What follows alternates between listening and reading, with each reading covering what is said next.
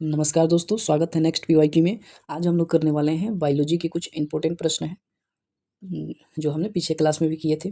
तो आज उससे हम आगे करेंगे। बायोलॉजी के कुछ प्रश्न हैं, है ना। अगर साइंस के क्षेत्र से देखा जाए ना, साइंस के क्षेत्र से जो हमारा एग्ज़ाम है कंपटीशन, जो बिहार पुलिस हो, बिहार एसआई हो या अदर कोई भी एग्ज़ाम हो, है ना, जो बिहार के किसी भी एग्ज़ाम के लिए हो या बिहार यूपी पुलिस हो, तो ये जो है उससे संबंधित है ना। इस जो है एग्ज़ाम के लिए जो है इम्पोर्टेंट है। तो अगर साइंस के क्षेत्र से देखा जाए, साइंस के क्षेत्र से 3 जगह से क्वेश्चन आती है आपकी, फिजिक्स, केमिस्ट्री और एक है बायोलॉजी। लेकिन ये जो चीज़ होती है आपकी, जो केमिस्ट्री है, फिजिक्स और बायोलॉजी की तुलना में कम आता है, किसकी, केमिस्ट्री से कम आता है। लेकिन जो है सबसे ज़्यादा जो है फिजिक्स से क्वेश्चन बनता है, ठीक है। फिजिक्स के बाद से जो बनता है आपकी बायोलॉजी से बनता है, और इस यहाँ पे केमिस्ट्री से जो है इन दोनों की तुलना में कम बनता है केमिस्ट्री से। लेकिन बायोलॉजी से भी है, तो बायोलॉजी के हम लोग खंड पढ़ने वाले हैं आज, बायोलॉजी का जो सेशन होने वाला है। तो चलिए हम लोग शुरू करते हैं। हमने पिछले क्लास में भी कुछ क्वेश्चन किए थे बायोलॉजी का, और आज भी करेंगे, कुछ बायोलॉजी के प्रश्न हैं। तो चलिए हम शुरू करते हैं। हमारा जो है प्रश्न है, पहला प्रश्न हमारा है, देखते हैं। पहला प्रश्न हमारा है कि मानव शरीर में पित्त बेल का निर्माण किस अंग में होता है। तो याद रखिएगा, इसका जो निर्माण होता है यकृत में होता है। तो पहला का हमारा सही आंसर हो जाएगा यकृत हो जाएगा। आपकी ऑप्शन नंबर कौन हो जाएगी, बी हो जाएगी, यकृत हो जाएगी। नेक्स्ट है हमारा 2 नंबर प्रश्न है। 2 नंबर प्रश्न है हमारा कि मनुष्य में श्वसन की मुख्य क्रिया किस अंग में होती है। तो याद रखिएगा, मनुष्य में जो श्वसन की मुख्य क्रिया होती है वो आपकी किस में होती है। तो आपको याद रखना है फेफड़े में होती है। किस में होती है, फेफड़े में होती है। तो 2 का हमारा सही आंसर क्या हो जाएगा, बी हो जाएगा, फेफड़ा हो जाएगा, ठीक है। नेक्स्ट है हमारा अगला प्रश्न है, 3 नंबर है। 3 नंबर प्रश्न है हमारा कि रक्तचाप मापने के लिए किस यंत्र का प्रयोग किया जाता है, ठीक है। तो रक्तचाप मापने के लिए किस यंत्र का प्रयोग किया जाता है। तो याद रखिएगा, हम प्रयोग करते हैं किसको, एस्फिग्नो एक्सफिग्नो मैनोमीटर का प्रयोग किया जाता है। तो तीसरा का हमारा सही आंसर हो जाएगा, ऑप्शन नंबर आपकी सी हो जाएगा। सही आंसर हमारा ऑप्शन सी हो जाएगा। अगला प्रश्न है हमारा 4 नंबर प्रश्न है। 4 नंबर प्रश्न है कि विटामिन ए की कमी से कौन सा रोग होता है। तो याद रखिएगा, विटामिन ए की कमी से होने वाला रोग होता है रतौंधी को रोग होता है, ठीक है। तो 4 का हमारा सही आंसर हो जाएगा, ए हो जाएगा, रतौंधी हो जाएगा, ठीक है। ये आपके विटामिन ए की कमी से होने वाला रोग होता है रतौंधी। अगर विटामिन हम कहें तो जो आपकी स्कर्वी होता है, स्कर्वी रोग होता है विटामिन सी की कमी से होने वाला, खट्टे पदार्थ बोल सकते हैं। तो विटामिन सी की कमी से होने वाला जो रोग होता है वो स्कर्वी होता है आपके, ठीक है। और रिकेटस जो होता है विटामिन डी की कमी से होने वाला रोग होता है, ठीक है। बेरी-बेरी जो होता है आपकी, क्या बोल सकते हैं कि जो है विटामिन बी की कमी से जो होने वाला रोग होता है आपकी बेरी-बेरी होता है ना। तो याद रखिएगा, तो हमारा जो ऑप्शन नंबर क्या पूछा है कि विटामिन ए की कमी से होने वाला रोग होता है, तो आपकी रतौंधी हो जाएगा, ठीक है। तो हमारा ऑप्शन सही हो जाएगा, ए इसका सही आंसर हो जाएगा। अगला प्रश्न है आपकी 5 नंबर प्रश्न है। 5 नंबर है कि मानव शरीर में यूरिया का निर्माण मुख्यतः कहाँ होता है। तो याद रखिएगा, इसका निर्माण जो होता है यकृत में होता है। तो हमारा 5 का सही आंसर हो जाएगा, बी हो जाएगा, कहे तो यकृत हो जाएगा, ठीक है। नेक्स्ट है हमारा 6 नंबर प्रश्न है।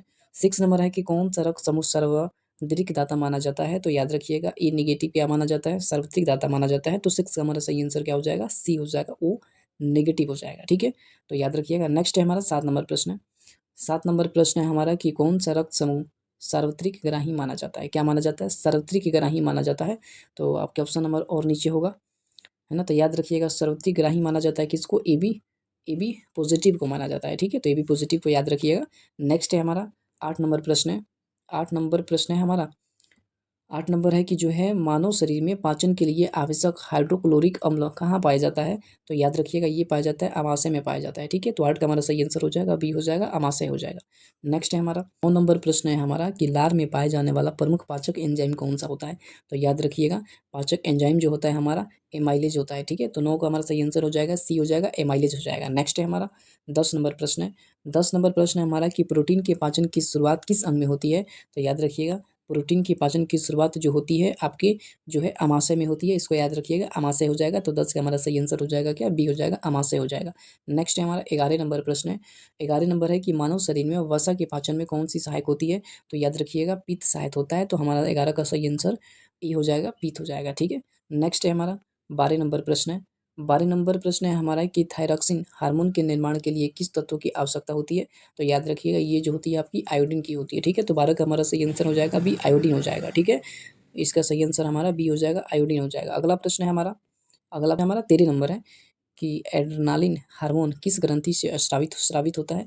तो याद रखिएगा, ये स्रावित होता है अधिवृक्क ग्रंथि से होता है, ठीक है। तो 13 का हमारा सही आंसर हो जाएगा, ए हो जाएगा, अधिवृक्क ग्रंथि हो जाएगा। नेक्स्ट है हमारा 14 नंबर प्रश्न है। 14 नंबर प्रश्न है हमारा कि मानव शरीर की मास्टर ग्रंथि किसे कहा जाता है। तो मास्टर ग्रंथि जो कहा जाता है, याद रखिएगा, किसे कहा जाता है, आपके ऑप्शन नीचे है ना। तो मास्टर ग्रंथि कहा जाता है, याद रखिएगा। पीयूष ग्रंथि को मास्टर ग्रंथि के रूप में हम जानते हैं। तो हमारा 14 का सही आंसर क्या हो जाएगा? बी हो जाएगा, पीयूष ग्रंथि हो जाएगा। नेक्स्ट है हमारा 15 नंबर प्रश्न है। 15 नंबर है कि लाल रक्त कणिकाओं का निर्माता मुख्य कहाँ होता है? तो याद रखिएगा इसका निर्माता अस्थि मज्जा में होता है। तो हमारा 15 का सही आंसर हो जाएगा, अस्थि मज्जा हो जाएगा। अगला प्रश्न है 16 नंबर है।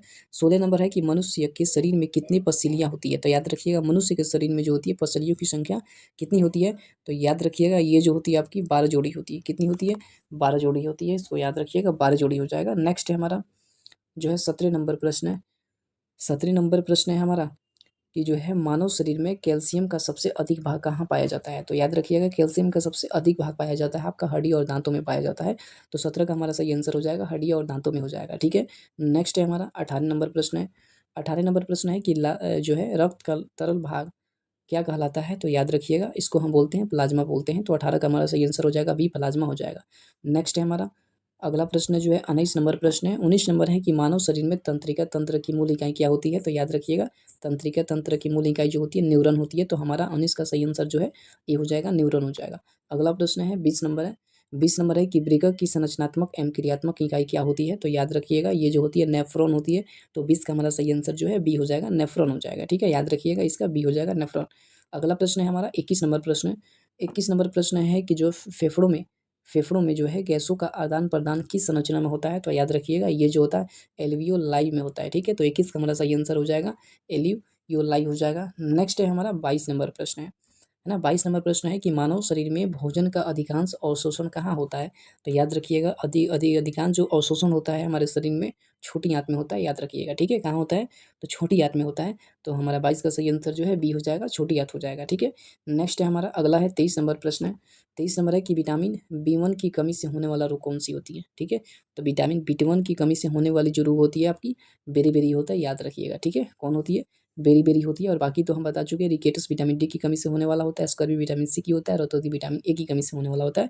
तो ये आपका चारों का चार याद रखना है, काफ़ी इंपॉर्टेंट है, जो एग्जाम में नो रिपीट होते रहता है। ठीक है, तो इसका हमारा विटामिन बी पूछा, विटामिन B1 पूछा है, तो बेरी है। ठीक है, तो 23 का हमारा सही आंसर क्या हो जाएगा? ए हो जाएगा, बेरी हो जाएगा। अगला प्रश्न है हमारा 24 नंबर है। 24 नंबर प्रश्न है हमारा कि जो है रक्त में शर्करा की मात्रा को नियंत्रित करने वाला प्रमुख हार्मोन कौन सी होती है? तो याद रखिएगा ये जो होता है आपका इंसुलिन होता है। इंसुलिन को याद रखना है। तो 24 का हमारा सही आंसर जो है बी हो जाएगा, इंसुलिन हो जाएगा। नेक्स्ट है हमारा 25 नंबर है ना। 25 नंबर प्रश्न है हमारा।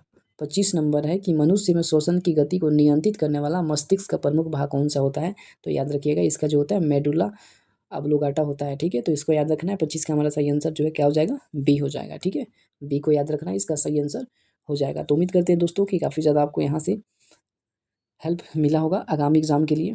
तो चलिए मिलते हैं नेक्स्ट वीडियो में, तब तक के लिए धन्यवाद। जय हिंद, जय भारत।